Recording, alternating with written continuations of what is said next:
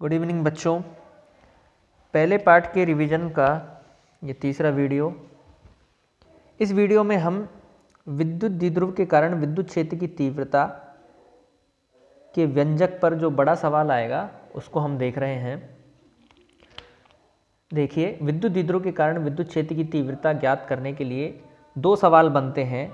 विद्युत द्विध्रुव की अक्ष पर एवं विद्युत द्विध्रुव की निरक्ष पर विद्युत क्षेत्र की तीव्रता ज्ञात करने का व्यंजक व्युत्पन्न आपसे करवाया जा सकता है 3 नंबर के सवाल में। तो सबसे पहला है विद्युत द्विध्रुव की अक्ष पर विद्युत क्षेत्र की तीव्रता ज्ञात करने का व्यंजक व्युत्पन्न कीजिए। तो इसके लिए हम यहाँ पर देख रहे हैं चित्र में एक विद्युत द्विध्रुव दिखाया गया है -q + q, जो परस्पर 2a दूरी पर रखा हुआ है। -q + q, ये बीच में जो बिंदु O है ये द्विध्रुव का मध्य बिंदु है। मध्य बिंदु से ऋणात्मक आवेश a दूरी पर, मध्य बिंदु O से धनात्मक आवेश a दूरी पर रखे हुए हैं। हमें इस द्विध्रुव के मध्य बिंदु से r दूरी पर, ये रहा मध्य बिंदु से r दूरी पर बिंदु P पर विद्युत क्षेत्र की तीव्रता ज्ञात करनी है। देखिए, ये द्विध्रुव को मिलाने वाली जो रेखा है -q को +q से मिलाने वाली रेखा विद्युत द्विध्रुव की अक्ष कहलाती है। और ये बिंदु P इस अक्ष पर स्थित है, इसलिए इस टॉपिक का नाम है विद्युत क्षेत्र की अक्ष पर। तो द्विध्रुव के मध्य बिंदु यानी द्विध्रुव का केंद्र O से r दूरी पर बिंदु P स्थित है, जिस पर हमको विद्युत क्षेत्र की तीव्रता ज्ञात करनी है। तो हम देख रहे हैं कि बिंदु P -q आवेश से कितनी दूरी पर है। तो बिंदु P -q आवेश से r + a दूरी पर है। देखिए, यहाँ से यहाँ तक की दूरी a है और O से P तक की दूरी r है। तो -q से P की दूरी r + a हो जाएगी। इसी तरह अभीष्ट बिंदु P की धन आवेश से दूरी कितनी हो जाएगी, r - a, क्योंकि यहाँ से O से लेके P तक की दूरी है r, O से लेके +q की दूरी है a। तो इस r में से इस a को हम कम कर देंगे तो बिंदु P की धनात्मक आवेश q से दूरी निकल कर आएगी r - a। अब हम बिंदु P पर -q के कारण विद्युत क्षेत्र लिखेंगे E1, उसके बाद लिखेंगे +q आवेश के कारण विद्युत क्षेत्र E2 एवं दोनों को हम जोड़ देंगे और उसके बाद जो व्यंजक निकल कर आएगा वो आएगा विद्युत द्विध्रुव की अक्ष पर विद्युत क्षेत्र की तीव्रता का सूत्र 1/4πε0 2p/r³। अब ये कैसे आया है ये आपको क्लास में विस्तार से समझाया गया है और इसके लिए आपको नोट्स लिखवाए गए हैं, आप नोट्स में देख सकते हैं। तो ये सूत्र हमें डायरेक्ट भी याद रखना है। E अक्ष इज इक्वल टू 1/4πε0 2p/r³, जहाँ पर 1/4πε0 k है, k यानी कूलाम नियतांक, p विद्युत द्विध्रुव आघूर्ण को निरूपित करता है और यहाँ पर ये p, ये तो बिंदु P है और यहाँ पर जो P के ऊपर तीर लगाया गया है सदिश के रूप में, ये विद्युत द्विध्रुव आघूर्ण है और ये P का मान हमने पिछले वीडियो में लिखा था Q2a, आपको याद होगा। तो ये यहाँ पर जो सदिश P है ये विद्युत द्विध्रुव आघूर्ण है। तो हम देख रहे हैं विद्युत द्विध्रुव की अक्ष पर विद्युत क्षेत्र की तीव्रता जो E हमको प्राप्त हुई है वो दूरी के घन के व्युत्क्रमानुपाती है। दूरी के घन के, जब द्विध्रुव के कारण विद्युत क्षेत्र की तीव्रता देखेंगे तो वो दूरी के घन के व्युत्क्रमानुपाती है। इसी प्रकार दूसरा सवाल इसमें बनता है विद्युत द्विध्रुव की निरक्ष पर विद्युत क्षेत्र की तीव्रता ज्ञात करना। तो हम यहाँ पर देख रहे हैं एक द्विध्रुव दर्शाया गया है, इधर धनावेश है इधर ऋणावेश है, दोनों एक दूसरे से 2a दूरी पर हैं। ये इनका मध्य बिंदु है O से धनावेश a दूरी पर, O से ऋणावेश a दूरी पर, तो कुल दूरी हो गई 2a। अब हमको ज्ञात करना है निरक्ष पर। निरक्ष कौन सी अक्ष होती है, इनके द्विध्रुव के केंद्र से जाने वाली लंबवत अक्ष या द्विध्रुव के अक्ष के, ये अक्ष है द्विध्रुव की, ये वाली ये द्विध्रुव की अक्ष है, द्विध्रुव के अक्ष के लंबवत अक्ष निरक्ष कहलाती है और ये लंबवत अक्ष उसके केंद्र से जानी चाहिए, केंद्र अर्थात बिंदु O। तो अब हम देख रहे हैं ये निरक्ष है, ये वाली, ये द्विध्रुव के केंद्र O से r दूरी पर निरक्ष पर स्थित बिंदु P, अब बिंदु P यहाँ पर स्थित है, हमें विद्युत क्षेत्र की तीव्रता इस पर ज्ञात करनी है। तो हम क्या करेंगे, देखते हैं कि धनावेश, ये धनावेश है विद्युत द्विध्रुव का, जिसके कारण बिंदु P पर विद्युत क्षेत्र की तीव्रता बाहर की ओर, हमने पहले भी देखा था धनावेश के कारण विद्युत क्षेत्र की तीव्रता सदैव बाहर की ओर होती है और ऋणावेश के कारण अंदर की ओर। तो ये धनावेश के कारण विद्युत क्षेत्र बाहर की ओर, तो E1 की दिशा बाहर की ओर, और ऋणावेश के कारण बिंदु P पर विद्युत क्षेत्र की तीव्रता अंदर की ओर, अंदर मतलब ऋण आवेश की ओर, धनावेश से दूर की ओर एवं ऋणावेश की ओर। तो E2 की दिशा ऋणावेश की ओर और E1 की दिशा धनावेश से दूर, धनावेश से दूर, ठीक है। तो E1 और E2, अतः परिणामी सदिश हमको इस दिशा में प्राप्त होगा। हम इसको, इस परिणामी सदिश E का मान कैसे ज्ञात करेंगे, हम E1 और E2 को सदिशों के वियोजन, हम इसको लंबवत घटकों में वियोजित करेंगे, E1 को और E2 को। जब हम E1 को लंबवत घटकों में वियोजित करेंगे तो हम देखते हैं इसके दो घटक प्राप्त होते हैं, एक क्षैतिज घटक और एक लंबवत घटक। क्षैतिज घटक E1 cos थीटा और लंबवत घटक E1 sin थीटा। इसी तरह से हम E2 को भी दो लंबवत घटकों में वियोजित करेंगे, तो पहला घटक E2 cos थीटा और लंबवत घटक E2 sin थीटा। हम देखते हैं E1 sin थीटा एवं E2 sin थीटा परस्पर एक दूसरे के विपरीत हैं एवं परिमाण में बराबर हैं, तो ये दोनों घटक एक दूसरे को निरस्त कर देते हैं। तो हमें परिणामी जो विद्युत क्षेत्र है वो क्षैतिज दिशा में प्राप्त होता है, और हम यहाँ देख रहे हैं क्षैतिज दिशा में E1 और E2 के दोनों के घटक एक ही दिशा में प्राप्त होते हैं, इसलिए परिणामी विद्युत क्षेत्र इन दोनों की योग के बराबर प्राप्त होगा।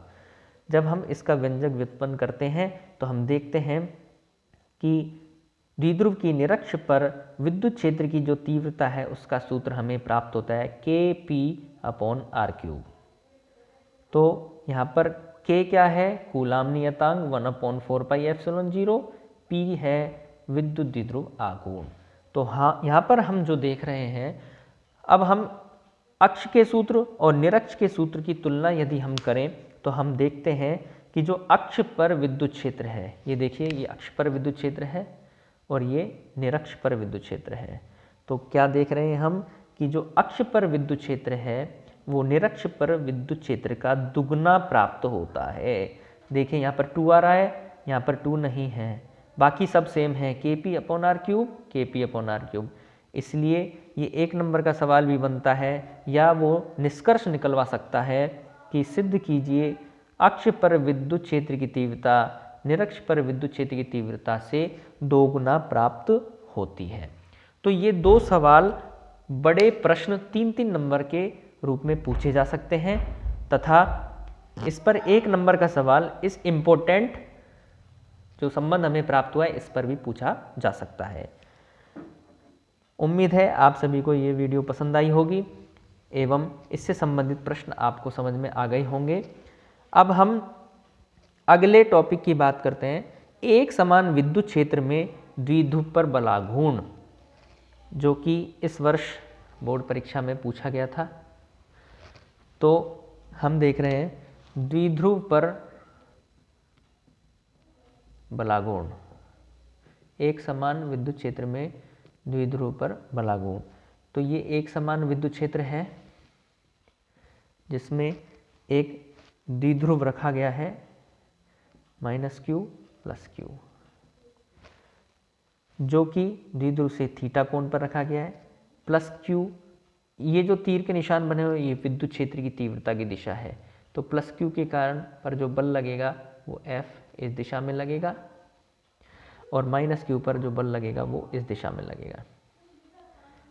तो ये हम देख रहे हैं कि दोनों बल विपरीत दिशा में लग रहे हैं, धनावेश पर बल इस दिशा में और ऋणावेश पर बल इस दिशा में, और ये दोनों बल परिमाण में बराबर है परंतु इनकी दिशा विपरीत है, जिसके कारण हम देखते हैं कि यहाँ पर एक बलाघूर्ण उत्पन्न हो जाएगा, क्योंकि इन दोनों बलों की जो क्रिया रेखा है वो अलग अलग है। इस बल की क्रिया रेखा ये है और इस बल की क्रिया रेखा ये है।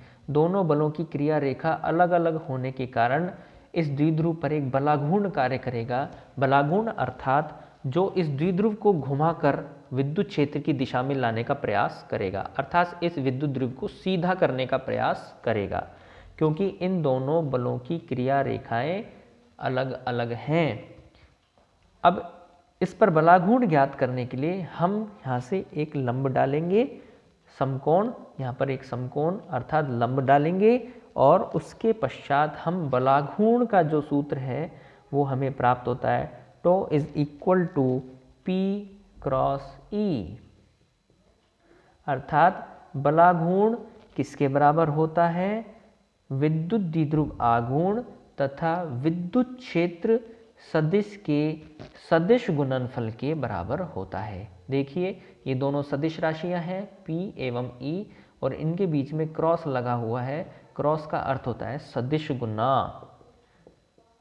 तो हम इसको कैसे बोलेंगे? अतः एक समान विद्युत क्षेत्र में किसी द्विध्रुव को रखने पर उस पर लगने वाला बलाघूर्ण किसके तुल्य होता है? बलाघूर्ण विद्युत द्विध्रुव आघूर्ण तथा विद्युत क्षेत्र सदिश के सदिश गुणनफल के बराबर होता है। और सदिश गुणनफल को जब हम इस सूत्र को खोलते हैं तो हमें PE साइन थीटा, सदिश गुणनफल में साइन थीटा आता है एवं अदिश गुणनफल में कॉस थीटा आता है। जैसा हमने फ्लक्स में देखा था, वहाँ अदिश गुणनफल था, डॉट लगा हुआ था, और डॉट जब होता है तो कॉस थीटा आता है और जब क्रॉस होता है तो साइन थीटा आता है, और एक आएगा इकाई सदिश नीटा के। तो ये टॉ का सूत्र है। यहाँ पर हम थीटा की अलग अलग वैल्यूज रखकर हम बलाघूर्ण की विभिन्न स्थितियाँ ज्ञात कर सकते हैं। तो इस पर भी एक बड़ा प्रश्न 3 नंबर का बनता है, इसलिए इस टॉपिक को भी आपको अच्छे से समझना होगा। अब इस अध्याय में जो सेकंड पार्ट है वो शुरू होता है, जिसमें हम गाउस का नियम देखेंगे। लेकिन उससे पहले, अर्थात गाउस के नियम को पढ़ने से पहले हमको संतत आवेश वितरण, सतत आवेश वितरण को देखना होगा। इस पर छोटा सवाल बनता है कि सतत आवेश वितरण कितने प्रकार का होता है? तो यह 3 प्रकार का होता है। पहला है रेखीय आवेश वितरण। रेखीय आवेश वितरण, इसे लैम्बडा से व्यक्त किया जाता है। यहाँ कंफ्यूज नहीं होना है कि लैम्बडा तो हमने तरंगदैर्ध्य के रूप में पढ़ा था। अलग अलग चैप्टर में जो प्रतीक चिन्ह हैं वो बदल जाते हैं, एक समान भी हो सकते हैं, इसलिए रेखीय आवेश वितरण को यहाँ पर हम लैम्बडा से व्यक्त कर रहे हैं। तो इसलिए कंफ्यूज ना हो कि ये लैम्बडा तो तरंगदैर्ध्य है। यहाँ पर लैम्बडा अध्याय 1 में रेखीय आवेश वितरण के रूप में व्यक्त किया जा रहा है, और इसको हम लैम्बडा को कहते हैं आवेश बटे लंबाई, अर्थात एकांक किसी रेखा की एकांक लंबाई पर, यानी किसी रेखा की एकांक लंबाई पर उपस्थित आवेश। देखिए रेखीय शब्द जुड़ा हुआ है, तो हम इसकी परिभाषा कैसे बनाएंगे? किसी रेखा की एकांक लंबाई पर उपस्थित आवेश रेखीय आवेश घनत्व कहलाता है। यहाँ पर वितरण की जगह हम घनत्व भी इसको लिख सकते हैं, रेखीय आवेश घनत्व। तो इस पर 1 नंबर का हमारा सवाल परिभाषा के रूप में बन सकता है या इसके मात्रक के रूप में बन सकता है। देखिए यहाँ पर ऊपर है आवेश, आवेश का मात्रक हो गया कूलाम, और नीचे है लंबाई, और लंबाई का मात्रक होता है मीटर। अतः रेखीय आवेश घनत्व का मात्रक कूलाम प्रति मीटर होगा। दूसरा है पृष्ठ आवेश घनत्व। पृष्ठ आवेश घनत्व, इसको हम सिग्मा से व्यक्त करते हैं, और सिग्मा का सूत्र क्या है? देखिए हम यहाँ जो तीनों वितरण पढ़ेंगे उनमें बड़ा इजीली हम उसको समझ सकते हैं कि पृष्ठ का अर्थ होता है क्षेत्रफल। तो यहाँ पर सूत्र बनेगा आवेश बटे क्षेत्रफल। यहाँ पर क्या था? लंबाई, तो यहाँ पर क्या आ गया? क्षेत्रफल, क्योंकि यहाँ पर पृष्ठ की बात कर रहा है, यहाँ पर बात कर रहा है रेखा की, इसलिए इसका मात्रक हो जाएगा कूलाम प्रति, क्षेत्रफल का हो जाएगा मीटर स्क्वायर। तो कूलाम प्रति मीटर स्क्वायर, यहाँ पर कूलाम प्रति मीटर, यहाँ पर कूलाम प्रति मीटर स्क्वायर। तीसरा जो सवाल इस पे बनता है, आयतन आवेश घनत्व। आयतन आवेश घनत्व, तो इसको हम किससे व्यक्त करते हैं? रो से। ये पी नहीं है, रो है। और रो किसके बराबर होगा? बात हो रही है आयतन की, तो आवेश बटा आयतन, अर्थात एकांक आयतन पर उपस्थित आवेश आयतन आवेश घनत्व कहलाता है। यहाँ पर पृष्ठ आवेश की परिभाषा क्या बनेगी? एकांक क्षेत्रफल पर उपस्थित आवेश पृष्ठ आवेश घनत्व कहलाता है। तो यहाँ पर इसका मात्रक क्या बन जाएगा? आवेश का मात्रक कूलाम और आयतन का मात्रक मीटर क्यूब, अर्थात कूलाम प्रति मीटर क्यूब। ये आयतन आवेश घनत्व का सूत्र है और इसको बोलते हैं रो। पी नहीं है, ये रो है। तो इन तीनों घनत्वों पर सवाल बन सकता है 1 नंबर का। इनके मात्रक पूछे जा सकते हैं या इनकी विमा पूछी जा सकती है। तो अगर हमको इनका सूत्र याद है, मात्रक याद है, तो हम इनकी विमा भी ज्ञात कर सकते हैं। अगला टॉपिक है गाउस का नियम।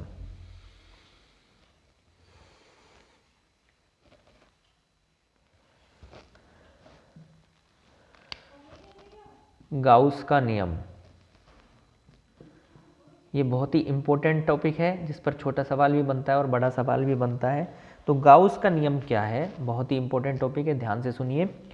गाउस के नियमानुसार विद्युत क्षेत्र में स्थित किसी बंद काल्पनिक पृष्ठ से संबद्ध विद्युत फ्लक्स का मान बंद पृष्ठ में उपस्थित कुल आवेशों का 1/ε0 गुना होता है। देखिए, ये गाउस का नियम फ्लक्स को निरूपित करता है। ये क्या बताता है? गाउस के नियम के अनुसार किसी बंद काल्पनिक पृष्ठ से संबद्ध विद्युत फ्लक्स, क्या बोलेंगे? शब्दों को आप ध्यान से सुनिए और उनको लिखने का प्रयास कीजिए कि गाउस के नियमानुसार विद्युत क्षेत्र में स्थित, कहाँ पर? विद्युत क्षेत्र में स्थित किसी बंद, ये शब्द एग्जामिनर ये शब्द ढूंढेगा जब कॉपी चेक करेगा, तो आपको ये ध्यान रखना है, विद्युत क्षेत्र में स्थित किसी बंद काल्पनिक, बंद होना चाहिए, काल्पनिक पृष्ठ होना चाहिए, से संबद्ध विद्युत फ्लक्स किसके बराबर होगा? उस पृष्ठ में, ये जो काल्पनिक पृष्ठ है, बंद पृष्ठ है, उस पृष्ठ में परिबद्ध कुल आवेश, कुल आवेश, ये कुल आवेश है सिग्मा क्यू, समेशन क्यू, ये उस बंद पृष्ठ के अंदर परिबद्ध कुल आवेश है एवं ε0 के अनुपात के बराबर होता है, या यूं कहें परिबद्ध कुल आवेश के 1/ε0 गुना होता है, गुना होता है। हमने यहाँ पर ε0 इसलिए लिया है कि हम निर्वात की बात कर रहे हैं। ये सूत्र किसके लिए है? निर्वात के लिए है। यदि वो है सूत्र माध्यम के लिए पूछेगा तो फाई हो जाएगा सिग्मा क्यू अपॉन एप्सिलॉन, क्योंकि माध्यम की बात कर रहा है वो, तो ε0 की जगह यहाँ पर आ जाएगा एप्सिलॉन। और एप्सिलॉन जो एप्सिलॉन आर है वो होता है epsilon upon epsilon naught. Epsilon r किसके बराबर होता है? परावैद्युतांक के, जो हमने पिछली वीडियोस में देखा था। परावैद्युतांक के, कैपिटल के, किसके बराबर होता है? माध्यम की विद्युतशीलता एवं निर्वात की विद्युतशीलता का अनुपात, अर्थात माध्यम की विद्युतशीलता किसके तुल्य होती है? ε0 एप्सिलॉन आर। इस संबंध को बहुत ध्यान से नोट कर लीजिए, ये संबंध बहुत ही काम का है। तो इस तरह से ये गाउस के नियम पर भी सवाल आपका छोटा सवाल बन सकता है। इसके बाद गाउस के नियम के अनुप्रयोग हम पढ़ेंगे अगली वीडियो में, जिस पर बड़ा सवाल आपका बनता है। धन्यवाद।